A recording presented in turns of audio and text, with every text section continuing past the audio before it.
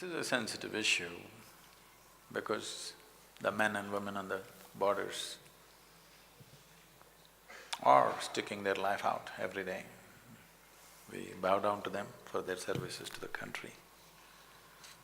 All of us are well and doing what we have to do only because you are doing what you have to do, otherwise we wouldn't be able to do what we're doing.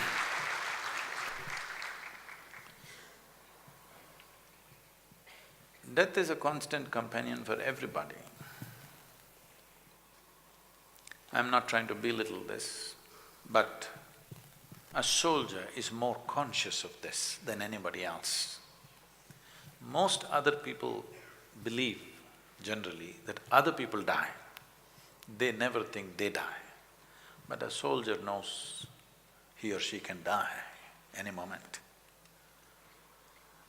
So that awareness makes the job very different from almost anything else that we can do. We must understand this, that in this country, one of the greatest teachings that have happened in this country, I'm not an expert on this, but one of the greatest teachings that is hugely recognized in India and across the planet by many, many learned people is the Gita. You must understand, Krishna chose to give the teaching in the battlefield. He could have done it. 12, 13 years they were in the jungle, peaceful jungles. He could have given the teaching there, they could have set up an ashram and given a teaching, but he chose battlefield because a human being never realizes the nature of who or she is unless mortality is hanging in their face. The reason why I'm constantly talking about death, I refer to people's death, but then it becomes very oppressive if I keep on talking about their death, so I keep talking about my death. To a point where recently somebody asked, is Sadguru healthy, is something wrong with his health? Nothing wrong with my health. But you may be healthy, but you still die. You may be young, you may still die.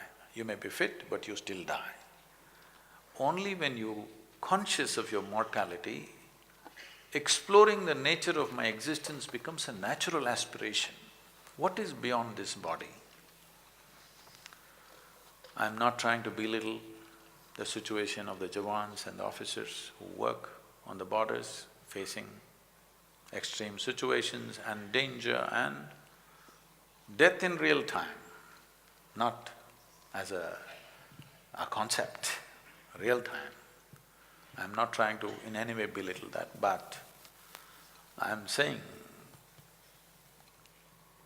this is also a tremendous place where one to turn inward, because it is natural for a human being, when you are conscious of death, you want to know what is beyond this body.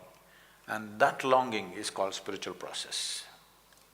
It doesn't matter what is your gender, caste, creed, religion, everybody must have one little spot within themselves which is beyond their body, which is beyond their mind. If this comes into their experience, when the time comes, either in natural ways or in unnatural ways, when time comes to shed this body, you will do this very gracefully. For every human being, I'm not just saying for a soldier, for every human being it will come. You don't know when it will come. But if you had an experience beyond this body, beyond this mind, your ability to handle this aspect of life would be incredibly better than the way it is right now.